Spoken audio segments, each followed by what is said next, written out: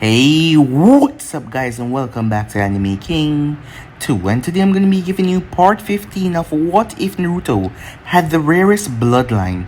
Remember to get this one to 100 likes as usual, share this to all of your friends in your social media platform, and also, if you're new and this is the first time you're hearing my voice, I have 3 channels. Yes, you heard that correctly, I have 3 channels. Anime King 2, and Anime King 3. Which I post What If on every single day for you guys to enjoy. So go ahead and click that red subscribe button and become part of the Anime King family. And thank you for all of your help and your support. Remember to comment down below and tell me if you're new. I'll be replying talking back to all of you. So yeah, without further ado, what do you say we begin this new episode? Start the intro.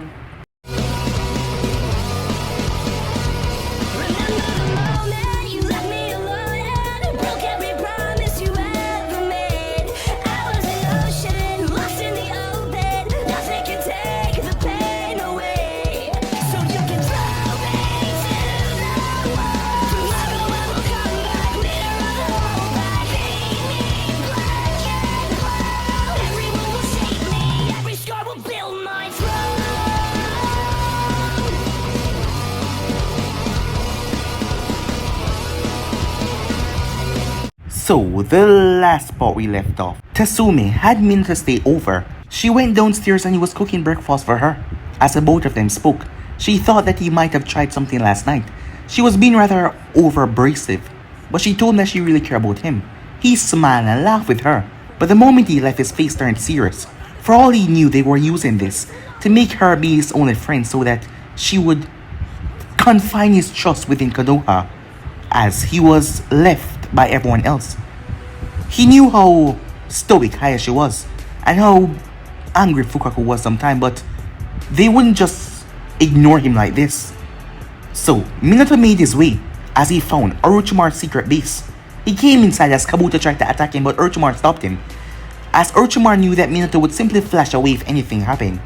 So he just wanted to ask a couple of questions and he wouldn't talk about his experiments over there on the table. Orochimaru obliged, as Minato asked him some common question first, before he moved on to the difficult one. As he asked him, "Who's my father?" As Orochimaru simply smiled, as he figured that telling the truth right here would be a better outcome, so he told him, "Your father was Sakumo Hatake." Minato's whole world seemed to just confirm itself right there. As he nodded, he then made his way off, as he strangely looked robotic, like his mind was just click into focus. Meanwhile, Naruto and his group were making their way, as he left the village in the hands of the counselors, as they were going to the first wealth meeting between the 4 wealth nations. As Naruto was saying things so casually, as he was guessing how much time they would be attacked while the others were a bit on edge, as Sawaki was there in her outfit of the BLAK with her bat mask on as they made their way. They met up with Koyoke. Her uncle had killed her father and taken this reign. The girl wanted to get revenge, but she didn't know how. She spoke in a rather dismissive manner, as the group got angry at her speaking to their lord like that. But Naruto calmed them down as he spoke. He had many horrible things to say. After all, many bad things happened to her, including her dreadful uncle killing her father. She went quiet rather quickly as they made their way. She huffed off as she led them towards the train, as Kushina came in there acting rather nervous, as she finally told Naruto everything. She told him everything, as she didn't want to break up his marriage at first or do anything out of the way. As Naruto asked her what changed, she told him that Sawaki told her to go ahead, as Naruto could see his wife saying something like that, as she asked if they could try it for the week while they were here, and if it didn't work out, they didn't have to be anything, as Naruto accepted their terms. Meanwhile, at the Fire Daimyo's castle, as Wakano was surprised when Minato arrived, he was looking all shriveled up and messed up like he has been through literal hell, as he had a private collection with her. As she asked him what was he gonna do, he said that he didn't know, but it's gonna be something bad. As she was curious, as she led him towards a private collection. So yeah guys, so basically as we left off, you guys can switch across the place and check it out for yourself. So this to begin this new episode. We begin this episode under the Fire Daimyo's palace. It wasn't easy to take over the palace. After all, the previous daimyo, her father, Wakano's father, he had many supporters and they were strong. She had supporters as well, that wanted a change, but they weren't strong. So Wakano had went to Konoha, asking for their support. But she discovered that the third Hokage had little faith in her. Not to mention, he had something with her father, as the both of them are on good terms. As she remembered what he said to her, Konoha will remain neutral, and they will go along with any development. Bullshit. That was Wakano's thoughts at that time. He just wanted to stay neutral, so if she ended up winning, he could kiss up to her and also have her favor as well. As she was stormed into the office, she had bumped into Jiraiya, who was well aware of the situation there, but he was busy building his spine at work. He and his student Minato was entering the Hokage's office to request an A-rank mission. Minato had noticed the look on her face. He did not recognize who she was, as he asked if she was okay. She told him her distress when the Hokage wasn't there, or Jiraiya, because Jiraiya had stepped in the office. At that time, Minato was 15 years old. He was a chunin and a student of Jiraiya. Minato knew how corrupted the royal family was, so he secretly lent Wakano his help in secret so no one will find out. He even went out of his way to wear a mask, wearing different clothing, and even use a different fighting style so no one recognized him. Once Wakano got to the throne at the age of 12, she bestowed 2 royal favors to Minato. Yes, the man was her brother in arms. He helped her greatly so that she could ascend to the throne.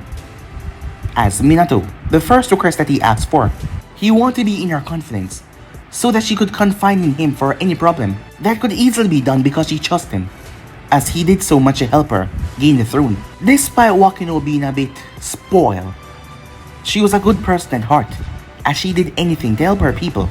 And Minato knew that, despite only spending a couple days there, and she trusted him very well. The next favor that Minato asked for, he wanted to hold on to that one until he needed it. In the back of her mind, she thought that he would ask for something immoral, but he disobeyed the Hokage's orders purposely to help her. He was a good, honest man, as that thought was quickly erased from her mind. After getting to know him better, she started to harbor feelings for him. But there was too much to do. Her father, her family had left the country in disarray. Gangs were running wild, the council was rotten to the core. And Minato clearly had feelings for someone else. He might have tried to hide it, but as young as she was, she knew. She agreed to hold on to the favor until he wanted it, as no one knew that Minato was good friends with her.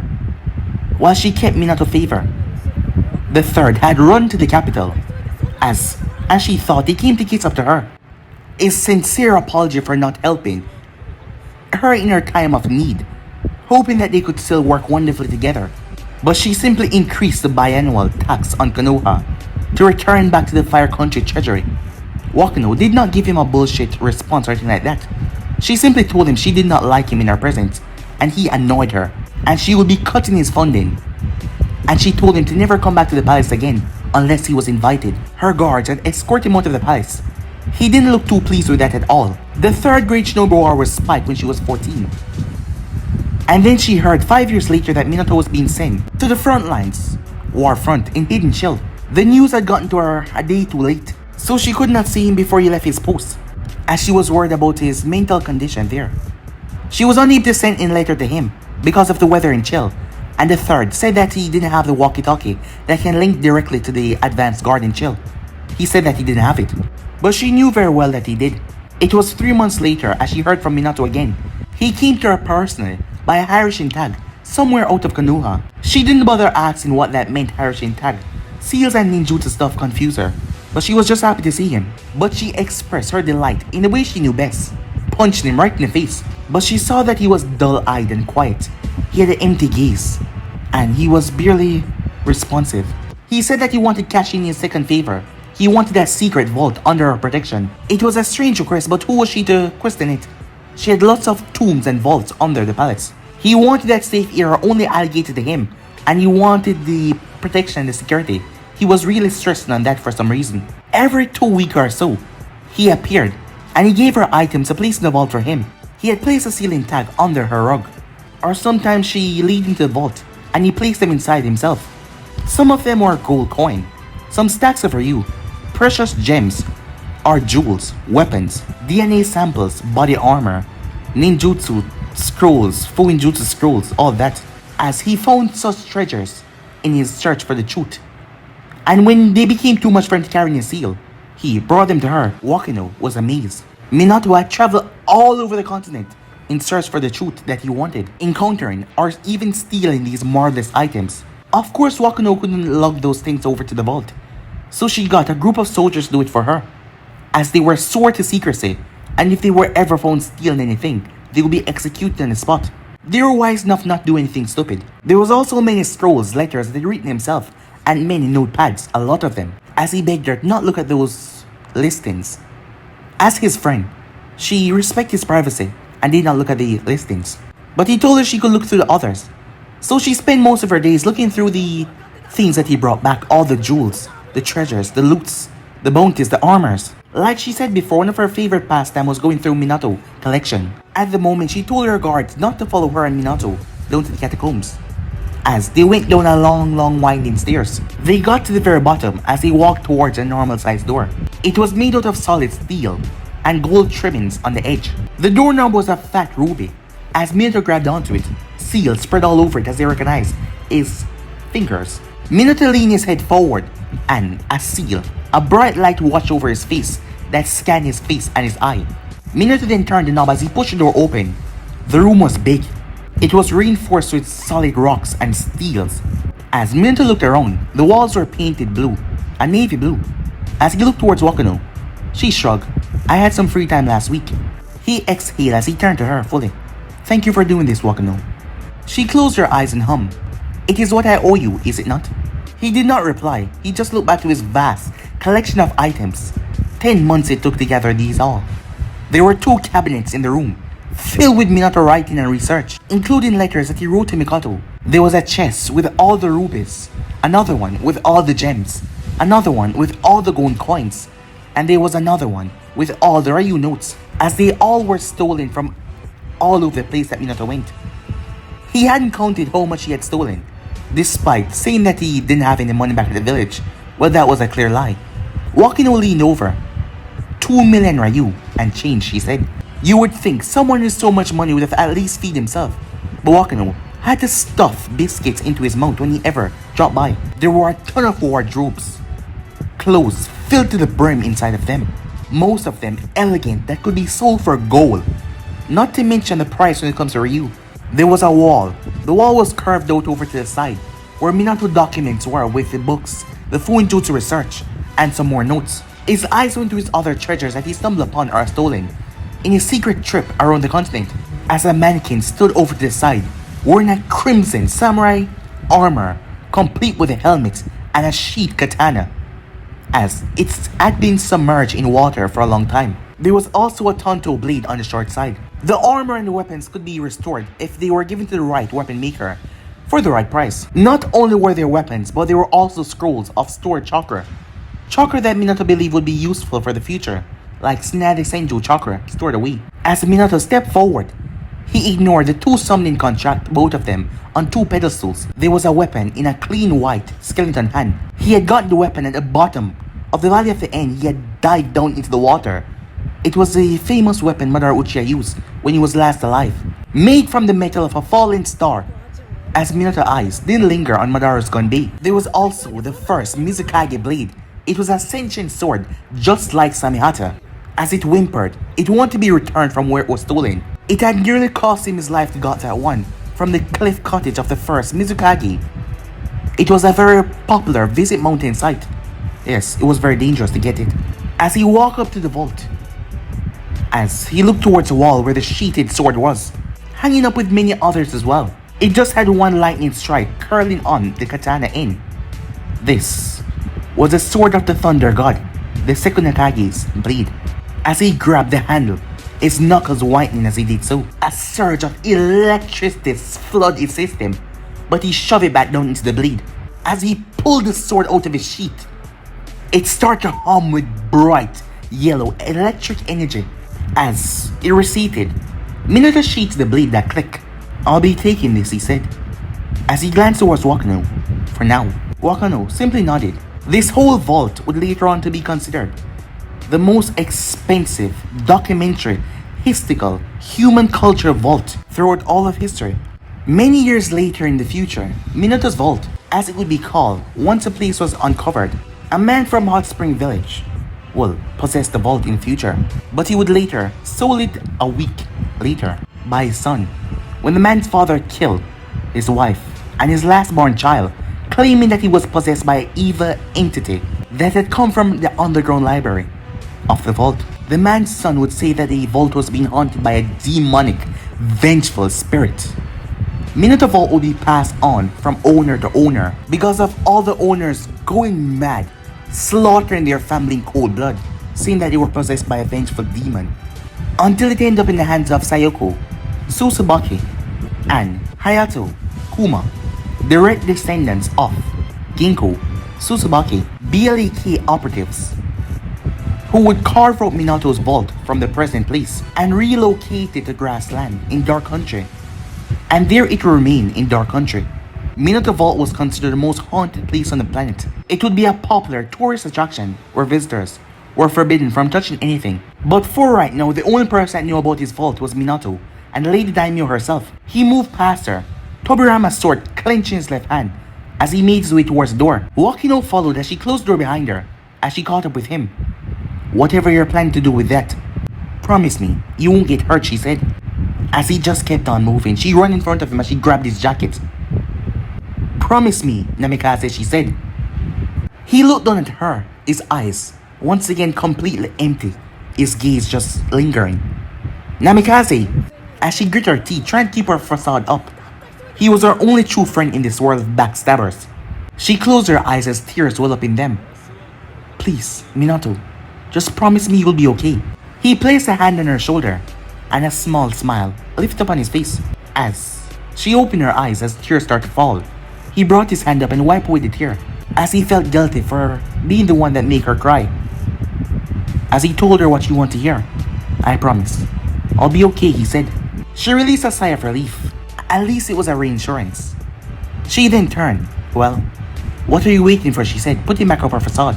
Minato smirked as he then vanished in a yellow flash. 1 hour later, Light City, in Snow Country. Light City was called the country that knew no rest, as it was the most largest city in Snow Country, and it was always booming with excitement. The lights of the city could be seen as far as the Snow Country capital. They were bright. If you were looking for something that couldn't be found anywhere else in the world, there's an 85% chance that you would get it in the Light City market. Naruto's eyes showed with interest as they exited the train. The buildings were made out of metal and glass. The street was a marble gold color. Man and woman dressed in formal kimonos, business suit, could be seen everywhere. Parents walk holding the hands of their children, who skip without a care in the world. Despite all of this, there was still a small sheet of snow covering the area. It would have been thicker if it was winter, but since it was not, it was manageable. The Dark Leader could guess if he ventured out at night, he would find women in skimpy clothing, offering their service to who passed by. Dark Country had the equivalent of Light City in their town, but it was called Ghost Town. The leader of the Panda clan was the one that named the town. The people accepted. It was on the western area, so the San and Uso could make their way to there easily. Kira will have to take a 2-day boat ride to make their way around, but it was worth the wait, especially since the town was named after their leader. Many shops, many business, the place was always booming. The markets were always open and people went around every moment. It almost rivaled the capital, and the capital was where Naruto lived. Combining Ghost Town and the capital, you could find anything that you wanted. Yes, rare materials, things that were hard to get, you could find them there. And by chance, if you didn't have what you wanted, ninjas could be dispatched from the capital to get it, at a higher price of course. As Naruto, along with Koyuki, made their way, the actress eyed Naruto as she spoke. "You are the last daimyo to arrive, Lord Naruto," she said. "I hope I didn't keep them waiting," said Naruto. "No, they only came here a few hours ago, and the meeting will begin tomorrow. Lord Doton is hosting a dinner in his house for the 4 leaders tonight." The snow ninjas and Naruto BLAK guards kept all the people at bay, as Naruto spotted some dark-born civilians and some allied civilians amongst the crowd. As he smiled at them, I smiled. They screamed for his attention. "I am taking you to Lord Doton's mansion now." As Koyuki then noticed that not everyone is here to see her. "I was unaware that you had people in the snow." Did you not forbid your traders to trade with us, she said. From directly trading with you, said Naruto. That did not mean his allies could not. And I recently allowed it, said Naruto. Why did you change your mind, Koyuki asked. 27 years of Dark Country blacklisting Snow, Kumo, and the Hidden Stone. Even though Lightning Country had no grudge against them, they just did not trade with them. She was just fine knowing that Naruto allowed them to trade with them, as she never knew. Because of this meeting, said Naruto. As the both of them stopped in front of a carriage, as Naruto patiently waited as Kisame stepped inside, as he searched to think from top to bottom, every crook, every nanny, for some kind of trap or something. Anything that might even cause a mild discomfort for his master. As he came out to the nod, as Naruto stepped inside, as he helped Koyuki inside as well, as he sat down and leaned back, as he flicked his wrist, his book came out, as the door of the carriage closed. Kushina and Kisame marched outside, as they clear a path as the carriage make its way. Koyuki glanced at the book that Naruto was reading. I did not know that you were so fond of Jiraiya to read his book, she said.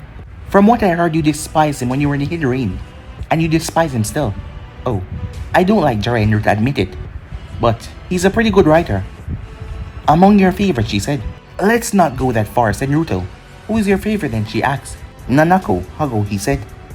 The clan leader of the Mole clan might not understand the concepts of jokes, innuendo, or subtlety, but the woman was immensely talented when it comes towards murder and mystery novels. She was no trying her hand at supernatural stories, but she never ventured into the world of fantasy.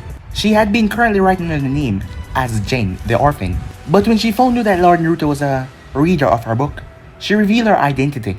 She was more encouraged to try her best when she heard from Naruto how much her book meant to him. Naruto brought out one of her books and handed it to Koyuki. The title was Unseen Eyes. He was going to read it after he was finished with Jiraiya's book. The back in front was a dull shade of brown as she flipped to the back of the page, as there was a picture of the clan head there, and a history. She scoffed when she saw figures. You only like a writer from your country. You should read it, said Naruto, his eyes still on his book in his hand. Return it when you're done. Curiosity overtook her. Thank you. I'll read it this night, she said. Don't forget to tell me what you think, Naruto murmured, as he flipped to the next page of his novel that he was reading. 10 minutes of silence and he finally arrived at the mansion. The walls were made out of a material that looked like solid ice. The gates were tall, painted gold, with a blue streak running through each of the lines. There was a massive water fountain with the carriage. As they parked around it, butlers walked up towards the carriage, with climbing steps in their hand as they placed it down. As the first one bowed, there were a total of 10 of them. Servants and maids, butlers, the guards, were set up in a formal line at each corner. As Naruto tucked his book into his sleeve and got up, Kisame and Kushina huddled to the side. As Naruto held out his hand as Koyuki placed her hand in it, as he carefully helped her down the steps, she carefully did not step on her kimono. As she glanced towards him, as he had an eye smile, as she couldn't believe she was being so comfortable with a man that insulted her not too long ago. But for someone of his history, his hands were really warm. Thank you, Lord Naruto, she said. The two butlers that wanted to help her off the carriage looked uneasy, but Koyuki waited for them to leave. As Naruto released her hand, as a small frown came on her face.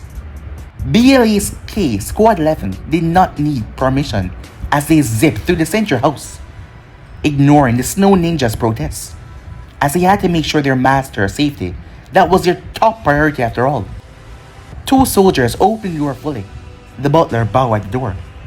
3 people were already inside the large balcony room, and Naruto stepped in to make it 4, as the 4 Wealth Nation Daimyos were now completed. Darkness was the only minor nation, as he was the only one that wore the formal robes and hat, like Uzu and other hidden villages, but these one did not. As he took off his hat and held it in his hand, the corners of his eyes turned up apologetically. I apologize for keeping you all waiting, he said. Dodon Kazahana chuckled deeply as he shook his head. No need to apologize. They both just arrived anyway. A woman in a rather large chest, with blue hair and frosty blue eyes, smirked darkly to think the fastest man would be the last to arrive. As Naruto shrugged with a small chuckle, he knew what she was implying, but he did not fall for the bait. What is the point in rushing when you can take it easy? He turned to the only samurai amongst them, and a sweat drop ran down his face as he received a murderous glare. I see that you're well, Mifune. As the man narrowed his eyes even deeper, his hand clenching around his blade that was still in the holster. I see you're still mad, said Naruto. Dodon interrupted before Mifune could lose his cool. I'm sure we all know each other, but for the sake of formality, let's all introduce ourselves, he said. He went first. I am Dodon Kazahana, Daimyo of the Snow Country. Pleasure to meet you all, he said. The blue-haired woman went next. I am Kamina, Sukaku. Fifth, Hayokage of the village hidden in the chill. She was as tall as them, with a purple skirt that went down to her mid-calf, with a high-heeled button black shoes that was buttoned up, a shirt that was tucked into her long skirt, high-waist skirt, as her chest was barely being contained in her tight white shirt. She had a black scarf around her neck and black gloves in her hands, and an ice butterfly pin perched up on her hair, frosty blue lipsticks, and dark eyeshadow. She was a famous scientist, dare say almost infamous and sadistic as Orochimaru.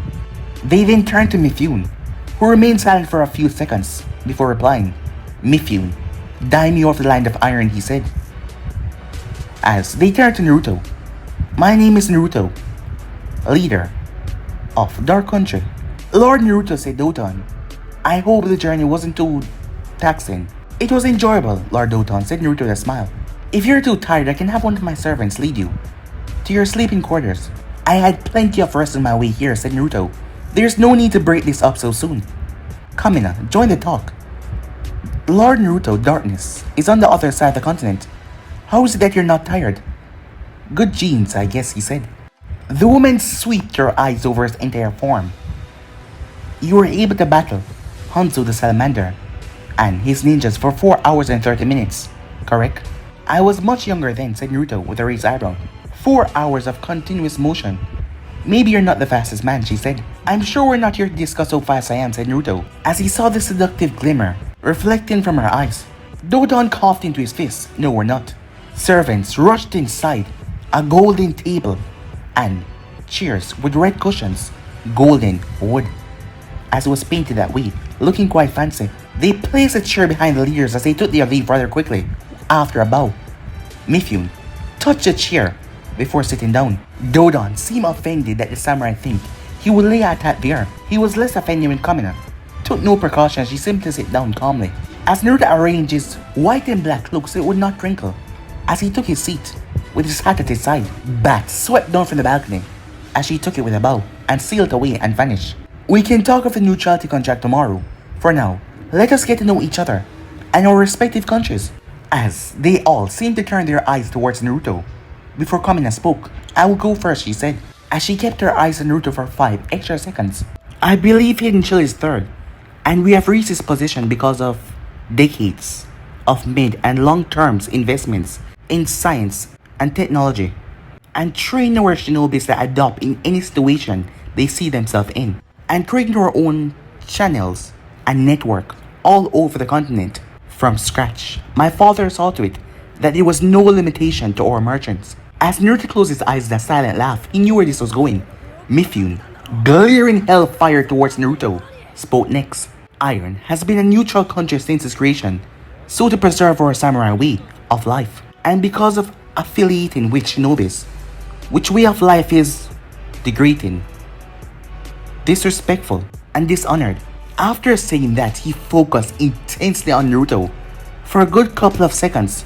I will not reveal what Iron has been investing in for generations now and generations to come, but I will say that even though associating with shinobis is a sin, my predecessors and I have never halted or prevent traders from moving into our continent.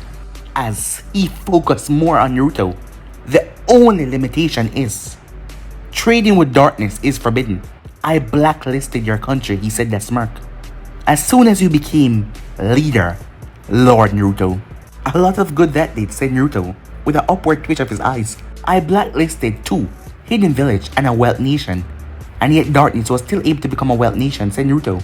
As Mifune gritted his teeth, as Doton spoke, granted that you end up opening non-alliance trade with us and Kumo.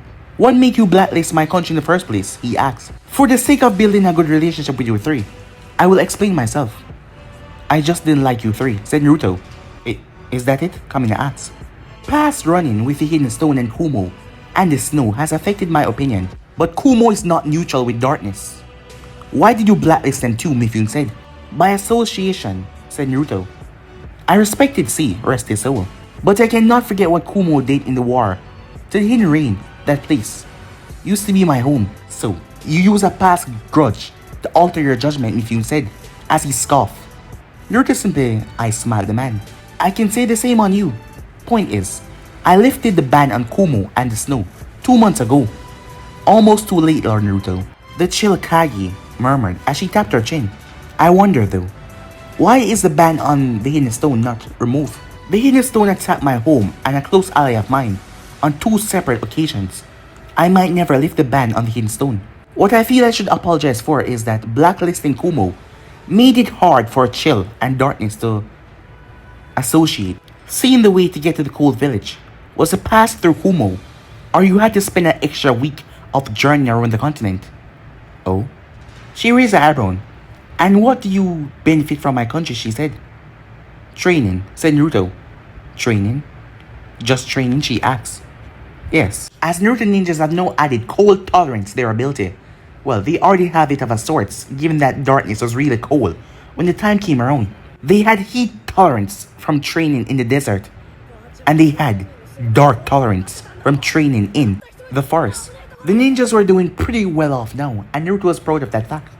Just training? Are you aware that Chill is amongst the highest products when it comes to medic herbs? I have the best and most skilled medic ninjas in the world, she said. I get medicinal herbs from the stand quicker and cheaper. As he saw the dip of her shoulders, the stand was their competition when it comes to medical herbs. Ah yes, your allies of course, said Doton. Said Naruto. I heard that you and Toru and Uzumaki was close. Said Doton. We were, said Naruto. Is that why the Kyuubi is no longer in Konoha? He lost faith in the leaf, said Naruto. Pray tell, is it because you use your shinobi skills to make this doubt?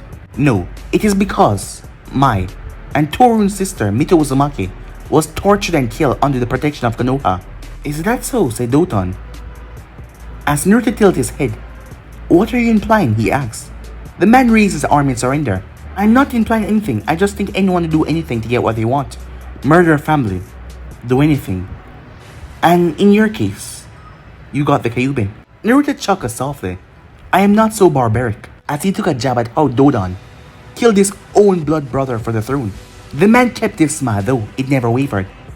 Toru entrusted the health and the safety of the 90th Jinchuriki in my hands. He could have very well took the Kyuubi back to Uzus and Mifune. Brother or not, the Uzumakis have centuries of knowledge on how to keep the Kyuubi under control. Need I remind you, not once did the Kyuubi escape or even slightly leaked out since a holder lived in Dark Country. Not any that we're aware of, Mifune said. Not with all the secrecy around darkness. Speaking of, Kamina said, why do you refuse entry in your country, Lord Naruto? Allies are allowed in, said Naruto. That's not the answer to my question, she said. My people and I have a general distrust for foreigners.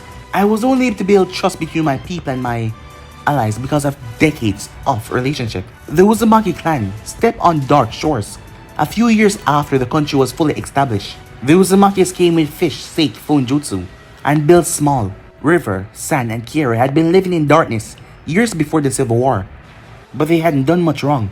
Unlike Konoha, the snow, the stone, and Kumo.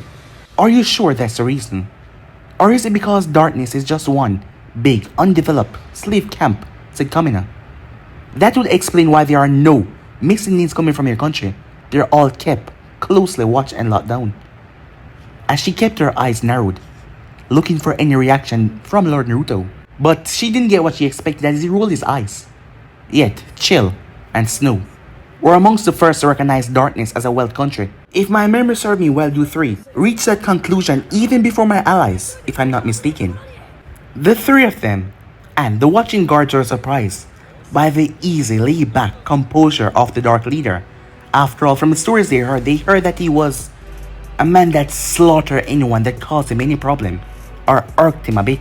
I wonder though, even when no one aside from my allies has been in my country, why did Chill and Snow identified darkness as a wild country. After all, none of their ninjas has set foot in darkness.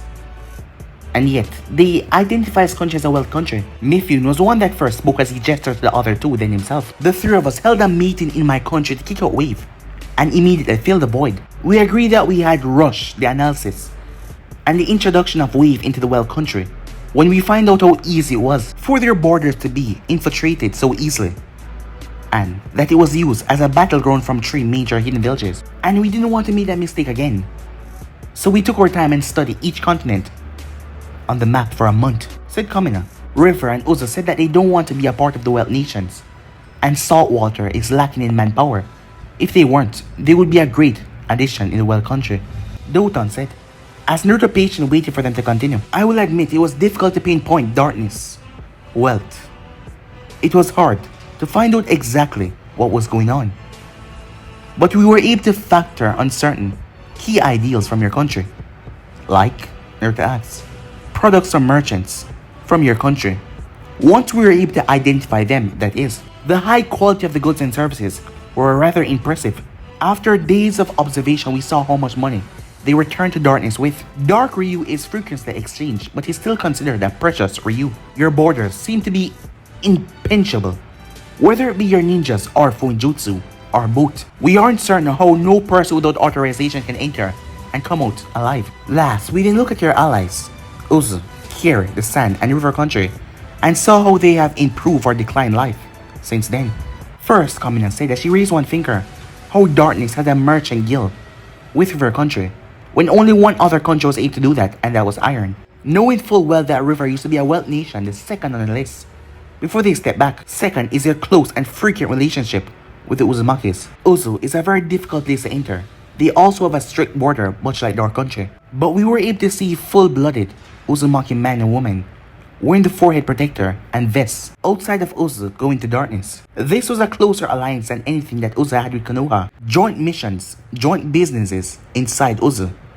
It's almost a bit disturbing to see how close your country is with the Uzumaki people. Last, Mifune said, is how much your alliance with the San and Kiri has changed those two countries.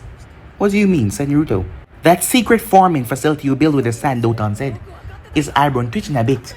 He was angry how secretive it was. He offered Tetsu and Raza billions just to have a peep inside.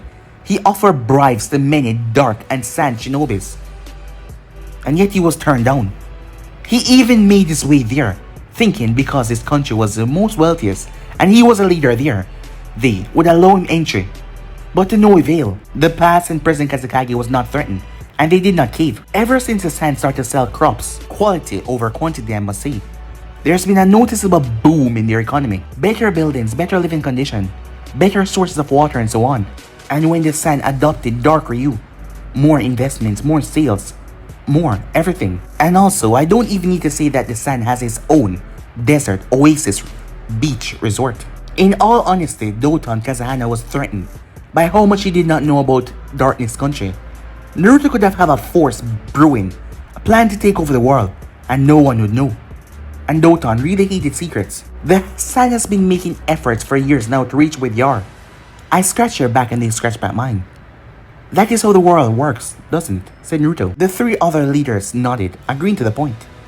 The same can be said for Kiri, said Naruto. The Kages of those two villages make good, accurate decisions when it comes to darkness. The three older leaders look at themselves and hesitantly agree that Naruto was right. Dodon, fist clenched tightly under the table. The main reason of this meeting here was a weasel information of a young leader, so they could find out what is going on in darkness, but he was keeping his mouth sealed. It bothered him to no end that how much they didn't know about darkness. They could sign the pact, so if a fourth Great Ninja War came out, their country would not be involved and they would not war with each other no matter what. They would not be with the great nations, but still, he wanted to know what was going on inside darkness. Every leader that was not allied to darkness felt threatened by the secrecy and the growing rate that darkness was growing, having literally no missing in that was just beyond any country. Honestly, it scared him. What would the country look like in another 10 or 20 years? Who was to say that darkness wasn't the most wealthiest and Naruto was just humoring them? With this little meeting, who was to say in a couple of years they won't turn into a great nation, and not to mention the wealth behind it? Perhaps they were already that powerful after all. They had big names. The Red Reaper Kushina, the Sea Monster Kisame, the Nukamura siblings, the Wicked Witch of the Water Shimura, and the epic Miss Ran, and who knows how many more. Darkness had the connection, the channels, everything. They spent the next 15 minutes as Doton tried to pry information out of Naruto, but he got nothing. Kamina then tried to convince Naruto to have few of his ninjas, checking on her science and technology. If Naruto invested enough, she could allow dark ninjas to take part in their school. Doton coughed as he sent a question Naruto away. Do you believe that you're stronger than your allies? As Naruto went on for 5 minutes. But the thing that he said was, a man is only as strong as his allies. Whatever the hell that meant, they got nothing. As he was confusing them more and more, they found out nothing about darkness. Doton wondered if he was under a genjutsu, but he threw it away. His palace was protected against illusions. After the 10th question, he finally saw it. The glow in Naruto's eyes that was directed towards him alone. Naruto knew what he was doing. He knew exactly what he was trying to do. As he was playing them all, Kamina, her interest had been piqued, and Mifune glare had turned into a small reach. As Mifune and Kamina were surprised, as Naruto was handling everything so calm.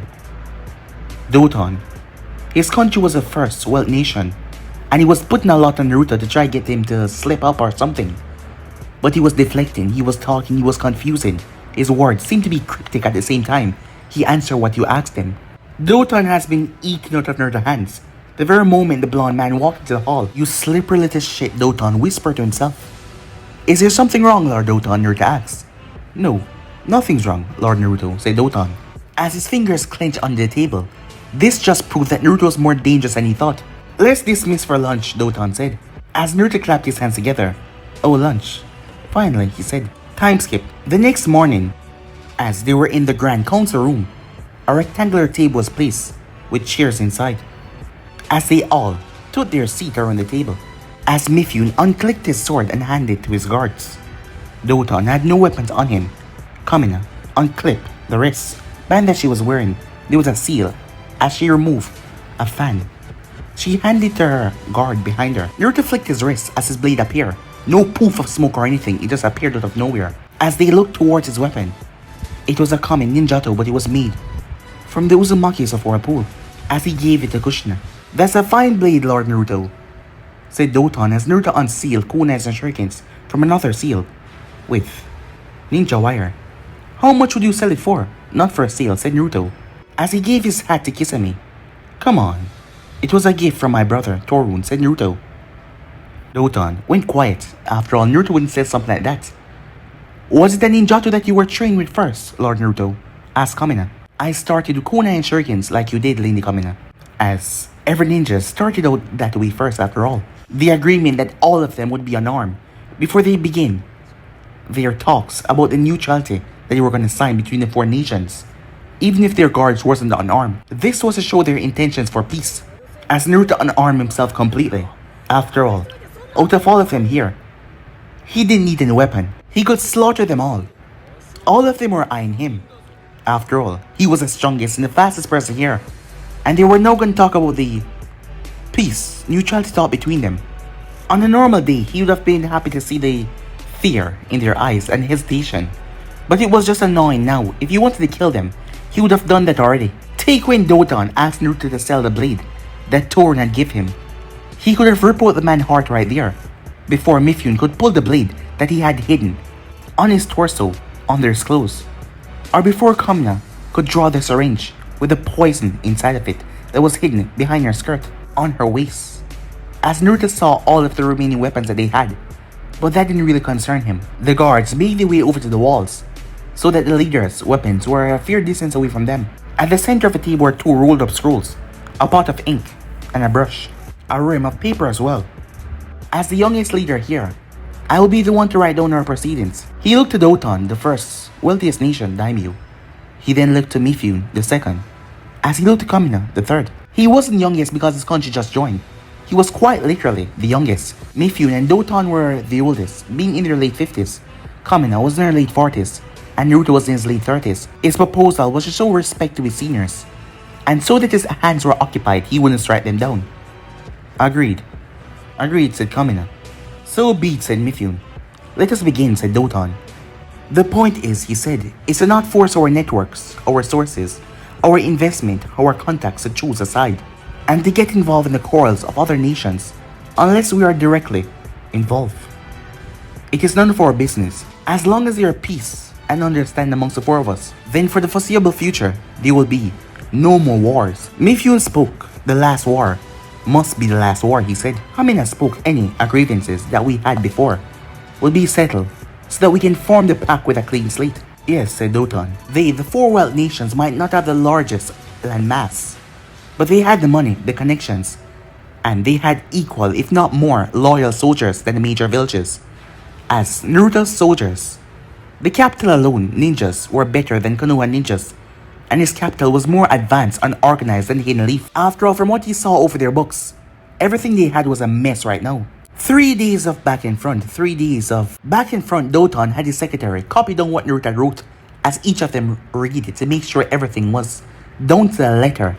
They did not make the country allies, but any alliance that was written before this would still stand, and after they would be valid. They would keep their dealings separate, no joint missions or joint investments. But if they reach a point where pulling their strength together would be needed, they would come to another meeting and find a way how it would be best done. As the neutrality pact meant that they were going to be neutral to one another, they weren't going to seek out confrontation with each other, and they will hold a meeting every 5 years. And it was done.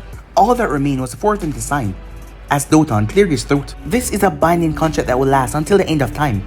So I suggest any ill feeling we have against each other, any grudges, we should put it out in the clear and clear it. A clean slate. Mifune, eyes narrowed dangerously towards Naruto, as Kamina and Doton looked at the both of them. As Naruto was the one to speak up. If we're gonna air out our grievances, I have to say this. As he narrowed his eyes at Mifune, Doton got himself ready, as it looked like all hell was about to break loose. As Naruto then turned his head towards Kamina. Lady Kamina has been farting for the past 3 days now, and I refuse to say anything about it, he said. Her face immediately turned red as she shot up out of her seat. I have never, after ever break, said Naruto as he wiped away a fake tear. Silent but deadly. Woman, don't fart, she said in rage. Naruto scoffed. I beg to differ.